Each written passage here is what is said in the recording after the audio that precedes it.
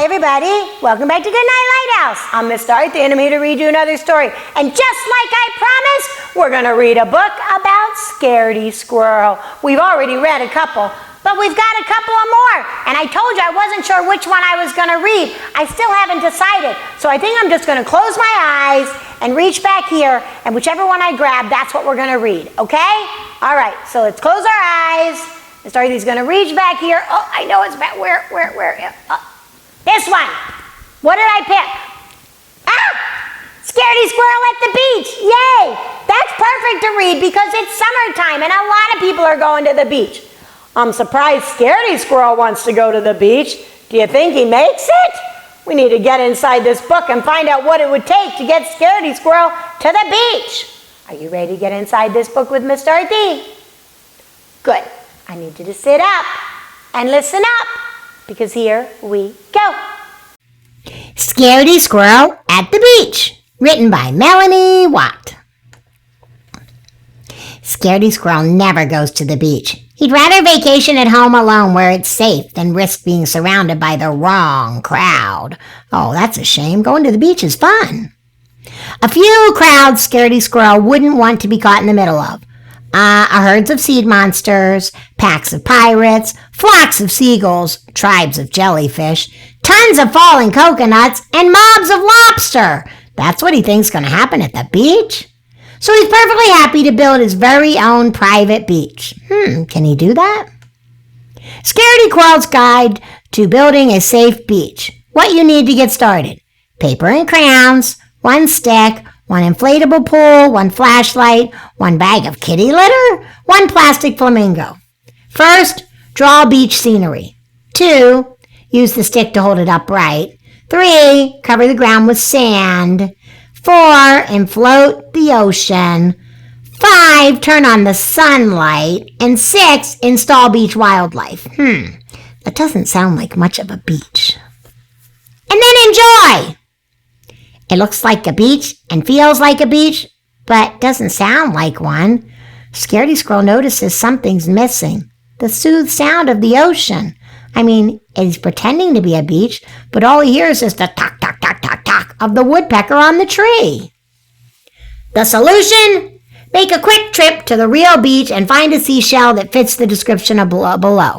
Seashell, quality and performance chart. Must be germ-free, have a shiny exterior, crystal clear ocean sound. Red alert! Seashells must not, I repeat, not be occupied. But traveling to the real beach requires careful planning. First, get a passport. I don't think you need a passport to go to the beach. Second, draw a map. Okay, you can draw a map. Here's the beach map. Mission Operation Seashell. 7 a.m. Enter the box and wait. Don't forget your passport. 7:30. Get picked up by the mail truck. Verify passport. 8:42. Arrive at the beach and wait until the coast is clear. Don't lose your passport. 11:42. Exit the box and find a seashell. Hold passport. 1:49. Enter the box and wait for pickup. Check passport. 6 p.m. Get delivered back to the nut tree. Put away passport. Wow. He's got a big map. It says, I am here. Watch out for falling coconuts. The seashell should be there. Careful, birds of feather flock together. Seagulls can drop by any time. Never trust a mob of lobsters. They are pinch territorial and eager to snap. Important, sea monsters are camera shy, so keep a camera close by. Ahoy, matey! Watch for pirates. They'll make you walk the plank. Stay away from tribes of jellyfish. You'll be stung by how sneaky they can be. And last but not least, travel light and dress accordingly. Well, it sounds like a good plan. But here's what he's got to wear. Scaredy's beachwear. This squirrel is a trained professional. Don't try this at home. Protective headgear for falling coconuts. He's going to wear a helmet. Protective eye patch to fool the pirates. He's pretending to be a pirate. Protective flotation device to prevent from sinking. Protective camera to discourage sea monsters. Protective compass to avoid getting lost. Protective French fry to distract seagulls. Seagulls do like French fries. Protective oven mitts to block germs. Protective rubber band to tame lobsters. Protective foot gear to shield from jellyfish. Remember, if all else fails, play dead and send an SOS. Wow, that's a big plan. The next morning, as planned, Scaredy Squirrel jumps into the box. At 7:30 a.m., he gets picked up and they drive. Welcome to the beach, and drive. And at 8:42, Scaredy gets dropped off and waits and waits and waits. 11:42, a crowd appears. People were not a part of the plan, but there's always people at the beach. So Scaredy Squirrel plays dead. And 30 minutes later, he plays dead. 1 hour later, he's playing dead and a girl's covering with sand. And 2 hours later, he plays dead and he's under a pile of sand. But finally, Scaredy Squirrel realizes that the perfect seashell is right under his nose. Surrounded by friendly people, he decides to join the crowd. Yay!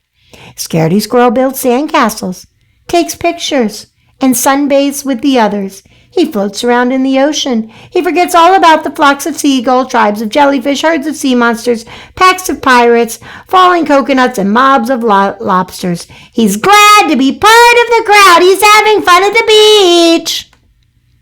Back home after a day of fun in the sun, Scaredy Squirrel's inspired to make one more important addition to his own beach. What could it be? A crowd! He gets a whole bunch of garden gnomes and fills up his beach. P.S. As for Scaredy's next visit to the beach, it might be sooner than he thinks. He's going to go back to the beach because he ended up having so much fun.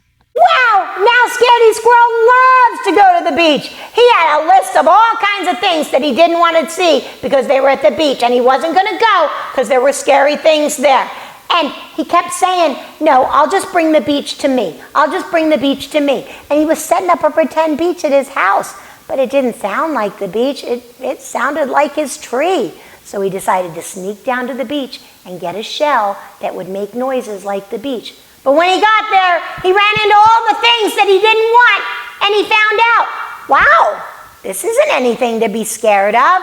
And he had a great day at the beach, and he got his shell, and now he goes back to the beach all the time because he found out that all the things he was scared of, he didn't have to be scared of, especially all the people. The people were nice at the beach. They were just there to have a good time at the beach. And now Scaredy Squirrel can go to the beach and have a good time himself. I am so glad Scaredy Squirrel figured that out, because you know what? You can't just stay in your tree all the time. You got to be brave. You got to go out there and have fun. If Mom and Dad say, come on, let's go to the beach, well, Mom and Dad wouldn't take you there if it wasn't safe. So as long as you're with your Mom and Dad and you obey the rules and you stay close to them, you can have a great time at the beach. Just as good a time as Scaredy Squirrel. And maybe you'll want to go back again and again and again. We could do that with a lot of things that we're afraid of. Just remember, if Mom and Dad says it's safe, it's safe. And you can have a great time as long as you do one very important thing. Obey, and obey right away. And come back and see Miss Dorothy, because we've got one more Scaredy Squirrel book, and we're going to read it tomorrow. So I'll be here waiting for you, and I hope you'll be here ready to hear that book. So come back and see Miss Dorothy tomorrow, okay? Great. Bye! Thanks for reading with Miss Dorothy. I hope you enjoyed this book, and I hope you'll come back soon to read another. What's your favorite book? Drop Miss Dorothy a note and let me know. I'll go find it, and I'll read it to you. Be sure to subscribe, like, and share. I'll see you soon.